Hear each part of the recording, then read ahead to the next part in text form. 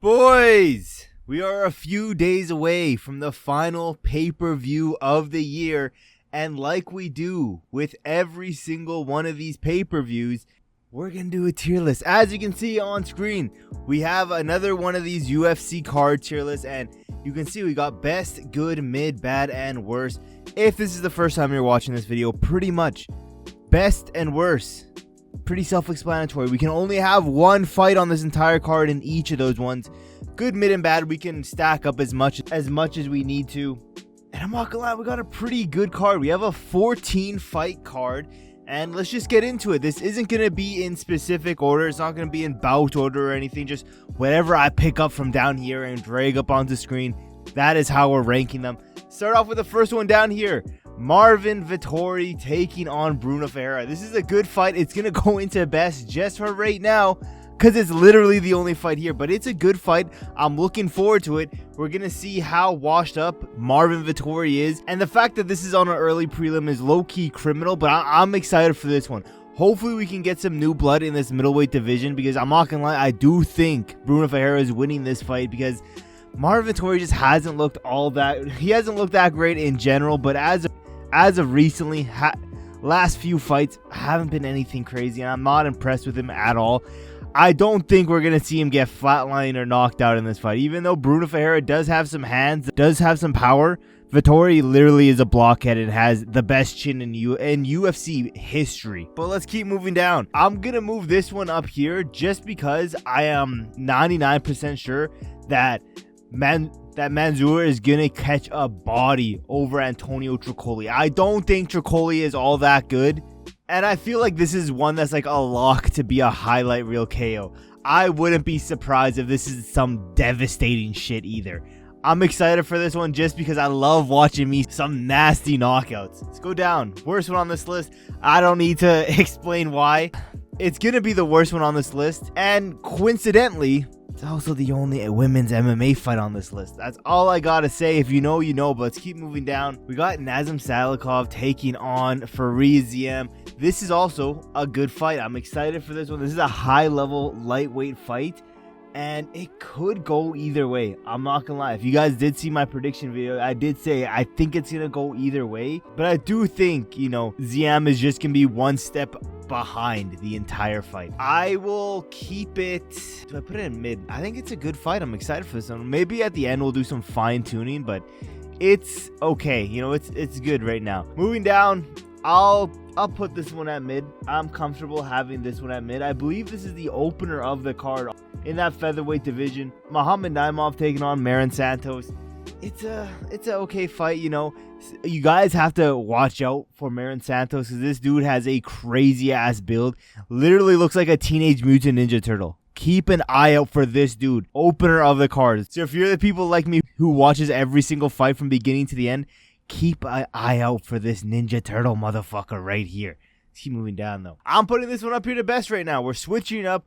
We got the boy Jan Błachowicz coming back, taking on Bogdan Guskov. I love watching me some Jan Błachowicz fights. One of my favorite light heavyweights, one of my favorite fighters in general, taking on evil Anthony Smith.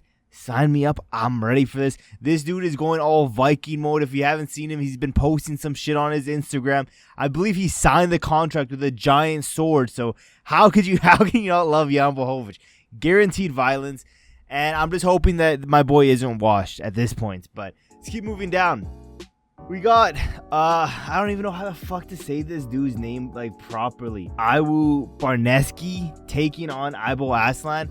I'm putting it in mid for now, just because we don't know much about this dude right here. He's making his debut, and Aibo is honestly trash. So maybe he'll be good, because I think he's gonna win by KO. So I'll put it in mid for now, but maybe at the end, again, we'll do some fine-tuning because I don't want to stack this shit up as good and nothing but good and mid and no bad. Actually, fuck it. I think we're going to switch these two up because fucking Grant Dawson's going to come up here and snooze up the fight. So I'm putting Grant Dawson at the worst one versus Manuel Torres. Surprisingly, women's MMA fight gets to live another day at not the worst spot. Because I just fucking hate Grant Dawson's fight style. But yeah, worst one so far, and it's going to stay worse by a long shot. I'm going to move this one out because we have a new contender as best. We have to put Guaranteed banger, guaranteed hood classic, fight of the night, arguably fight of the year, maybe KO of the year, Terrance McKinney, Chris Duncan.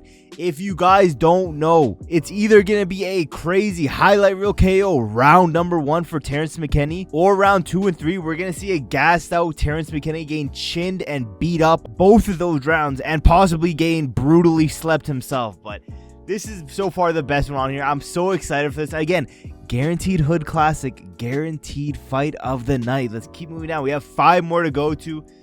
We got Brandon Moreno versus Tatsuro Taira. Very high level flyweight fight. I'm gonna put it very high and good. Probably the best one so far.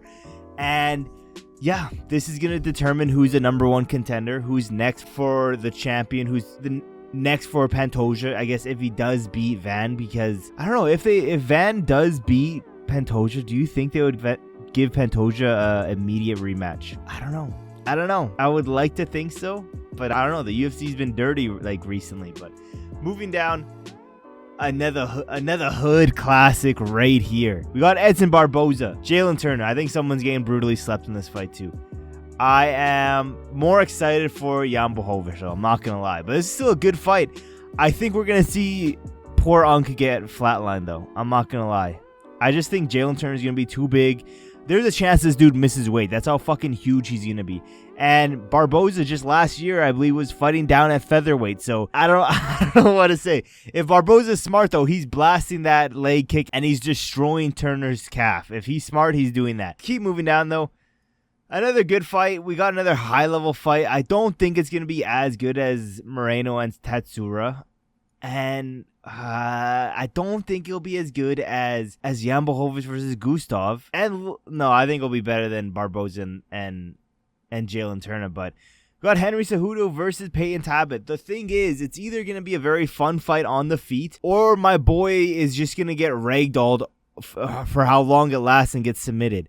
I don't think Talbott has made the improvements enough to stuff or get up from Cejudo's takedowns. And Cejudo got a low-key a bit of a blockhead too, so he has a good chin. With that being said, I think the only reason why both of these dudes accepted the fight on the Talbott side is it's a ranked opponent. He's getting a ranked opponent, but it's one of the worst stylistic matchups for him. But it's a ranked opponent, so he took it. Cejudo, it's a dude outside the rankings, but it's a great stylistic matchup for him. So, yeah, I don't know what the odds are for this fight. I wouldn't be surprised if Cejudo is a heavy favorite. But let's go down. We're going to take Terrance McKinney down for right now and put the 2 title fights up here, because these are the best ones. There can only be one best, though, and it's going to be Pantoja versus Van. Just because I think this is going to be very similar to the first fight. Maybe a little bit more dominant from Merab. But yeah, this is my list. I'm pretty happy with this. I'm going to switch this one down to mid just for now. And same thing with Vettori. Just because Vettori, actually, I'm going to put this one in mid. There. I like this one better. This is good. And it's also in like ranking spot if you think about it. So 1, 2, 3, 4, 5, 6, 7, 8, blah blah. You know, you understand the rest. I'm not gonna go through the whole fucking card, but that is my list. Let me know in the comments below. What do you guys think? Do you agree? Do you disagree? Is there a better fight on here that I didn't put on, or is there a worse one other than Grant Dawson? I don't think a lot of people agree with me with the Grant Dawson take. There are some fans of Grant Dawson's out there somehow. Some people might have it like this, but for me, it's like this. Let me know in the comments below. Thank you guys for watching, and I will see you guys in my next video.